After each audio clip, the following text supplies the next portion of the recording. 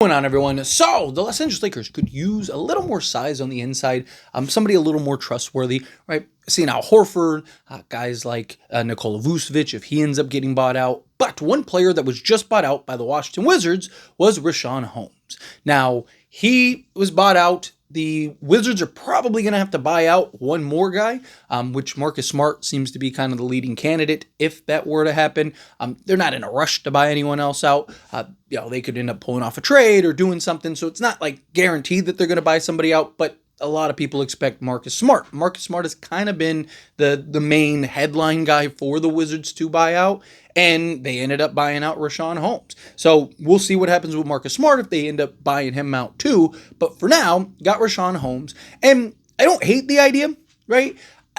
Me personally, and we'll dive into kind of the details here in a moment, but me personally, I'm okay if the Lakers kind of continue to wait and be patient, right? Well, one, Lakers would have to waive Shake Milton, sign him on a vet minimum, if that's something that the Lakers would be willing to do, or they'd have to pull off a consolidation trade, which very well could be a possibility, but Lakers just seem to be staying patient, right? Which I'm fine with. We got to make the right moves, got to make the right trades, got to figure out the right things. I don't want the Lakers to force something. We still have a lot of time left till training camp, right? Hopefully everything gets resolved and cleaned up, and now we're like, okay, here's the roster we're going to contend with. But looking at a guy like Rashawn Holmes, I wouldn't hate it if the Lakers were to bring him in. If we got news tomorrow that the Lakers sign Rashawn Holmes, I'd be all for it. I think Holmes is a guy that can give you that interior size, that interior toughness, right? Kind of operate in that 4 or 5 range. Probably best is like a smaller 5, because he's not a true 7-footer. He's 6'9", but he does have a 7'2" wingspan. So he's got the size, the length, the versatility defensively, which is important. This is a guy that gets you a block and a steal a game. He's a guy that can switch and defend in space, defend in the pick and roll, which is good. Give you that kind of versatile defender out there in the big man position. You could argue going and getting a kind of true 7-footer, but I think you still have Jackson Hayes. Rashawn Holmes is a good rebounder, right? Can be that kind of lob threat for you, operate in the pick and roll, do a few things out there for a team like the Lakers that I think could have an impact and kind of raise this ceiling slightly more. He's not a guy that I look at and go like, this is the, that's it, Lakers get Rashawn Holmes and they're now title contenders. But I do think, again, it's through the collection of like little incremental increases that now the overall package, and also just bringing in Rashawn Holmes for just the depth factor of it, right? Talk about a guy that's 6'9", 235, 240, that again gives you some of that interior presence. Lakers do like to go small, right? We've seen that and probably will continue to go small. It'd be nice to have a guy in a Rashawn Holmes that can go small and he can kind of push the pace and run the floor, but also gives you still some size on the inside, some size on the interior, and just kind of be a guy that you could throw bodies in. He's not really a floor spacer. He has had a couple seasons where, he shot a couple threes, but not a guy that you really necessarily want shooting threes. The most threes he's ever taken in a season was with Philadelphia in his second year, and it was 1.4 3-point attempts. He was 35% that year, but for the most part, besides that, it was the following year in which he was 0.6, and then since then, he's just kind of taken a 3 randomly here and there when necessary. Now, he being 31, not a guy I'd probably want to try to change into a 3-point shooter into like a floor spacing big. But again, a guy that could be that lob threat, could be that roll man, operate in the pick and roll, set good, hard physical screens, help rebound on the inside, give you that switchable, versatile defense, right? You see the Lakers last year really like to switch kind of that 1 through 5, and to get a guy like Rashawn Holmes could be that kind of switchy type of big man for you that can defend in multiple spots. Again, I'm okay with the Lakers kind of being patient personally. And, if he is still there, once, say, Al Horford goes and signs with the Warriors and Chicago doesn't buy out Nikola Vucevic, right? Then it's like, all right, fine, let's bring in Rashawn Holmes, but it's not something I would run to the door to go get. You could make an argument, Rashawn, being 31, right, kind of a little more youthful than like say an Al Horford or even a Nikola Vucevic. But Vu, I think, gives you like a complete, like in Al Horford, same thing, kind of give you that floor spacing big, but give you more versatility, right, as far as like schemes and on the offensive side and whatnot. Now, Rashawn Holmes, compared to Nikola Vucevic, you could argue is better defensively. Al Horford, I think, is probably about the same. I think you could make an argument Al Horford's just better. He's just more disciplined, right? He's the savvy vet, right? That just knows how to impact the game in multitude of ways, has that experience. So I would lean towards more an Al Horford, if that is somebody that's still on the table for the Lakers. But if they can bring in a Rashawn Holmes, fine, so be it. What can he provide?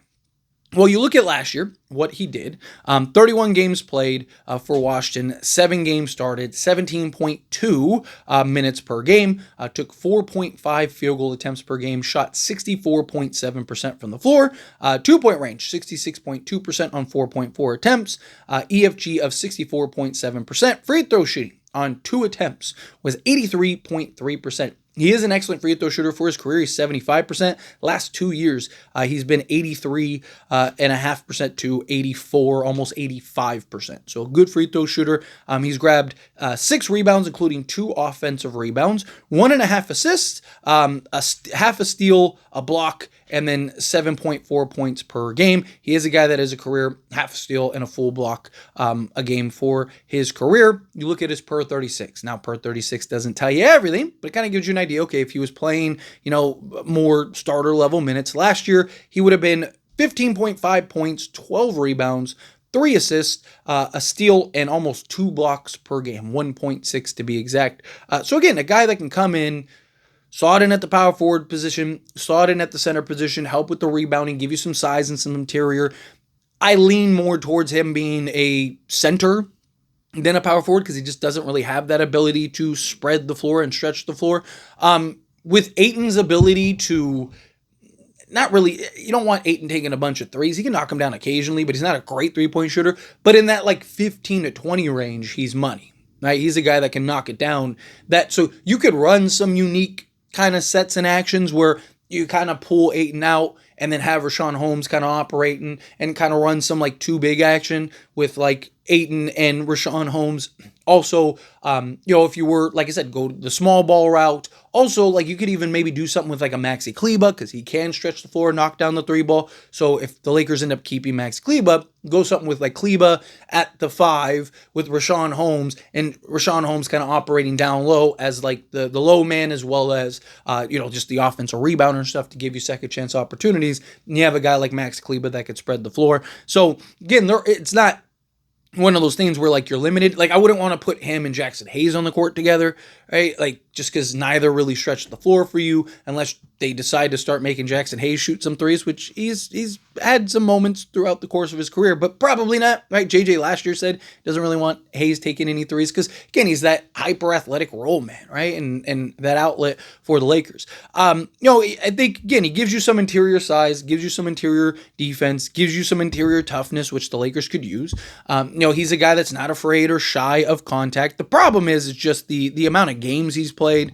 Right, he's dealt with injuries. He's dealt with just some of it hasn't all been injuries. Some of it has been DNPs. But the most games he's ever played in a season was 70, and it was with Phoenix back in 2018, 2019. Since then, it's 44 games, 61 games, 45 games, 42 games, 40 games, and 31 games. So, again, and this is a guy that is basically, for the most part, has been a career backup. He had a season with Sacramento, which he started all 61 games.